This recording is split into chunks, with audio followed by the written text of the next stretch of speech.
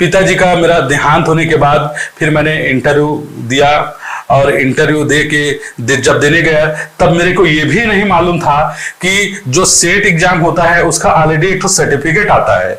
तो मेरे को वहां पूछे, मेरे को इतना भी नहीं मालूम था क्योंकि मुझे इसका जानकारी ही नहीं था असिस्टेंट प्रोफेसर का। तो वहां पे सब बताए जो कैंडिडेट थे कि ऐसा नेट से निकलता है सर्टिफिकेट, तो आप निकलवा के ले आइए।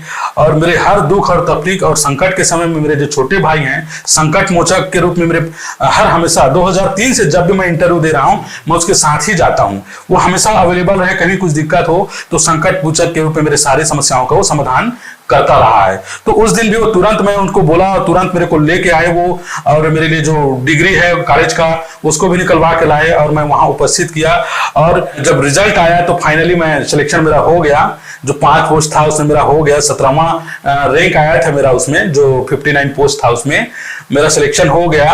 और घर में जब मेरे को जब पता चला तो मैं खास करके मेरी माता जी भाव विह्वल हो गई, और मैं भी अपने बाबूजी को तुरंत जैसे मेरे को पता चला उनके फोटो के पास गया, हाथ जोड़ के प्रणाम किया। मैं उनको बोला कि आपके आशीर्वाद से आज मैं हो गया, और मैं भी भाव विभोर हो गया और मेरा भी अश्रुधारा बहने लगा, रोने लगा मैं फूट फूट के बच्चे जैसे।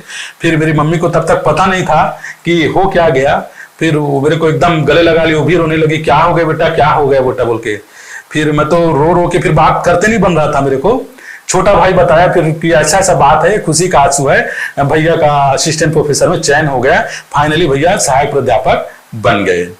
तो इस प्रकार पीएससी के थ्रू ही मेरा एग्जाम होके पीएससी के थ्रू एक जो राजपत्रित अधिकारी होता है, गैजेटेड पोस्ट है वो भी असिस्टेंट प्रोफेसर, तो उसमें मेरा फाइनली सिलेक्शन हो गया। सबसे अच्छी बात यह है कि मेरा जो तैयारी का जो उम्र है वो अंतिम अवसर था, 45 वर्ष की अवस्था में मेरा अंतिम चांस था। इसके बाद मैं पीएससी में फॉर्म भी नहीं डाल सकता था।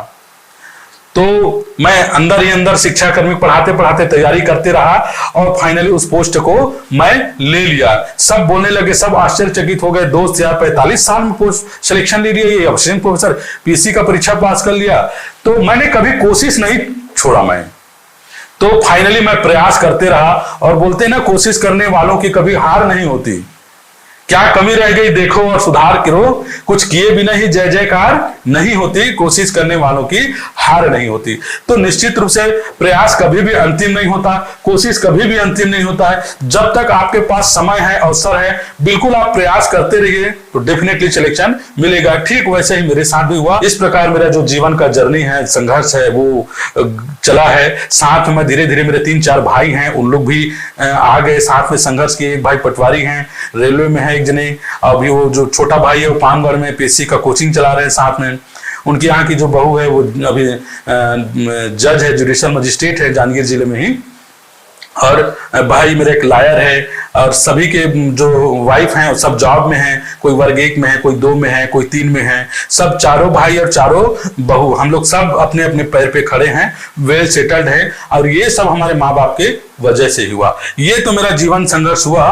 अंत में मैं आने वाले पीढ़ियों को और जो बच्चे तैयारी कर रहे हैं प्रतियोगी परीक्षाओं की, उनको मैं विशेष रूप से बोलना चाहूंगा कि आप आत्मविश्वास अपना बढ़ाइए ना। ऐसा कुछ भी नहीं है कि होशियार गधा, ऐसा कुछ नहीं होता है। आप मन से पढ़िए, लगन से पढ़िए, आत्मविश्वास पैदा कीजिए और खूब परिश्रम कीजिए, क्योंकि परिश्रम ही वो चीज है जो आपको वहां मुकाम तक पहुंचाएगा। सबसे पहले अपने जीवन में लक्ष्य तय कीजिए, आप क्या बनना चाहते हैं इसको डिसाइड कीजिए। उसके बाद फिर उसको कार्य रूप में परिणित करिए, अर्थात मेहनत करिए, और उसके बाद फिर जो भी आप चाहते हैं वो आप बन जाओगे। तो निश्चित रूप से मैं आने वाले बच्चों को ये बोलना चाहूंगा कि, और खास करके उन बच्चों को जो लोग कई परीक्षा दे रहे हैं और असफल हो जा रहे हैं, मैं भी उन्हीं का एक प्रतिनिधित्व करता हूं। जीवन में कई बार फेल हुआ हूं मैं, अपने स्कूल में, कॉलेज में, और इसमें भी प्रतियोगिता परीक्षा की तैयारी के दौरान भी मैं वहां तक पहुंच के असफल हुआ हूं। लेकिन फाइनली मैंने कोशिश करना नहीं छोड़ा, प्रयास करना नहीं छोड़ा, और एक दिन सफलता मेरा वरण किया। तो मैं सभी बच्चों को मैं ये उज्जवल भविष्य की शुभकामनाओं के साथ ये बोलना चाहूंगा कि आप अपना प्रयास मत छोड़िए, कोशिश मत छोड़िए। हाँ, पूरी तपस्या, ये तपस्या है। प्रतियोगिता परीक्षा थ्रोट कट कॉम्पिटिशन है, गला काट प्रतियोगिता है। इसमें आप थोड़ा सा भी लापरवाही करोगे तो आप चले जाओगे।